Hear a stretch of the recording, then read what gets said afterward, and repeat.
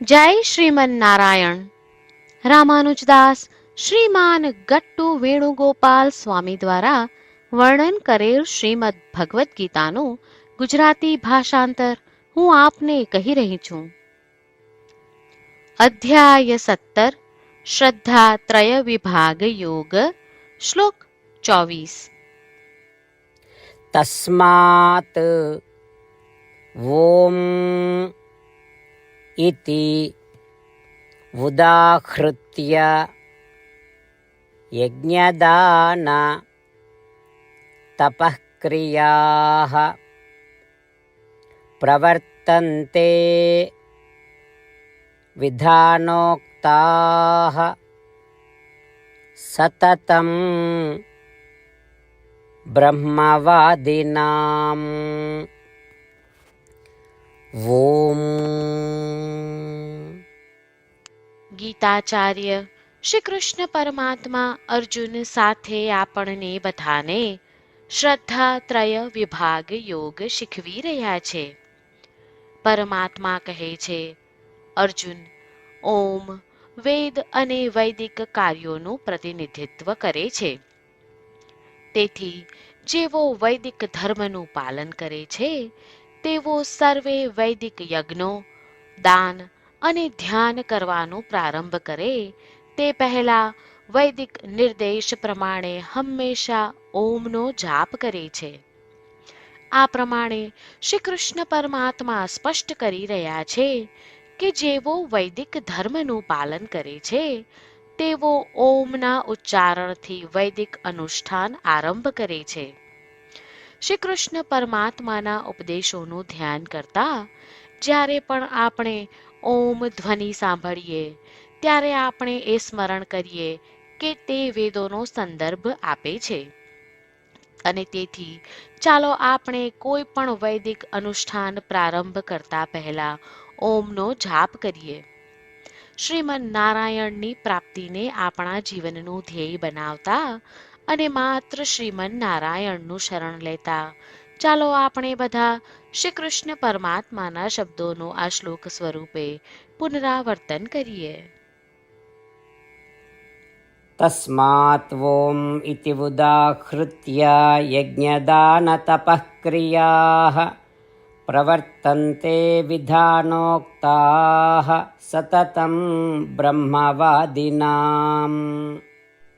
શ્રી કૃષ્ણ પરમાત્માએ આખી ભગવદ્ ગીતાનો સાર અધ્યાય 18ના શ્લોક 65 થી 70માં 8 ઉપદેશ દ્વારા કહ્યો છે.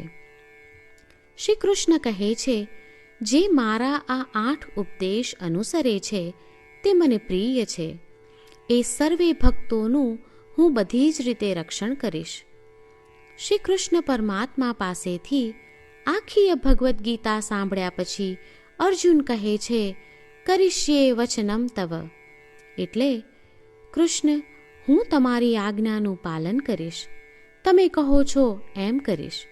અને આથી જ શ્રી કૃષ્ણએ દરેક પ્રકારના યશ અને વિજય અર્જુનને આપ્યા છે. તો ચાલો આપણે પણ પરમાત્માને 8 વાતો પાળવાનું વચન આપીએ. પરમાત્માને આપેલા વચનથી મોટી કોઈ પૂજા, તપ કે યજ્ઞ નથી. 8 પ્રતિજ્ઞાઓ જે આપણે લેવી જોઈએ તે હું હવે કહું છું. આપ સૌ પણ એનો મન અને હૃદયથી વિચાર કરો.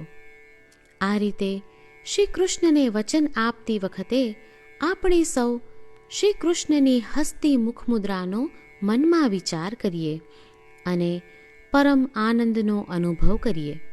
જય શ્રીમન નારાયણ. આપણા 8 વચનો આ પ્રમાણે છે. આપણું પહેલું વચન, હે શ્રીમન નારાયણ, તમારા ઉપદેશ પ્રમાણે હું હંમેશા તમારું ધ્યાન અને ચિંતન કરીશ. આપણું બીજું વચન, હે શ્રીમન નારાયણ, તમે કહ્યું છે તેમ હું સદાય તમારી ભક્ત રહીશ. આપણું ત્રીજું વચન, હે શ્રીમન નારાયણ, હું મારા કર્મો તમને સંતોષ થાય તેમ અને તમારી સેવા માટે કરીશ.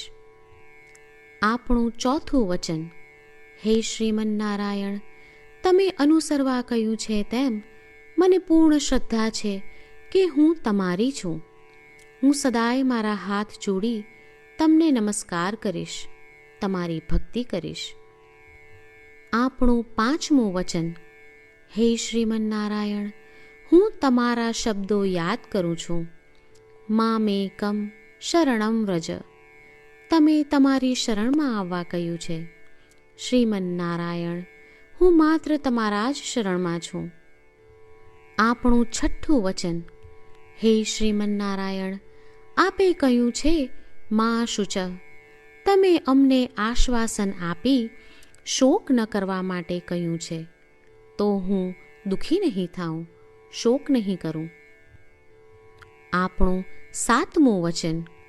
હે શ્રીમન્નારાયણ, અમારા કલ્યાણ અર્થે આપે શ્રીમદ્ ભગવદ્ ગીતા રૂપી આશીર્વાદ આપી અમારા સૌ પર કૃપા કરી છે, તો હું દરરોજ ઓછામાં ઓછો એક શ્લોક વાંચીશ અથવા સાંભળીશ એવો સંકલ્પ લઉં છું.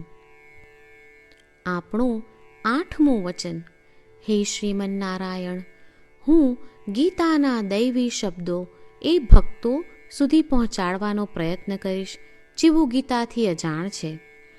હે શ્રીમન્નારાયણ, તમે કહ્યું છે તેમ કરીશ, તમે કહ્યું છે એમ વર્તીશ અને તમારા માટે જ કર્મ કરીશ.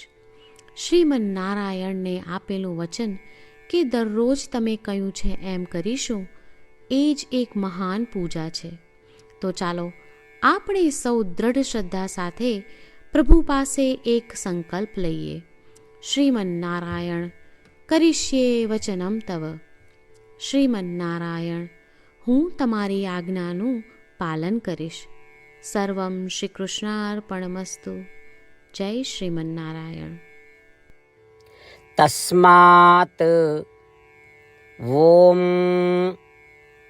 ઇતિ ઉદાહૃત્ય યજ્ઞદાન તપઃક્રિયાઃ પ્રવર્તન્તે વિધાનોક્તાઃ સતતં બ્રહ્મવાદિનામ. ઓમ તસ્માત ઓમ ઇતિ ઉદાહૃત્ય યજ્ઞદાન તપઃક્રિયાઃ પ્રવર્તન્તે વિધાનોક્તાઃ સતતં બ્રહ્મવાદિનામ.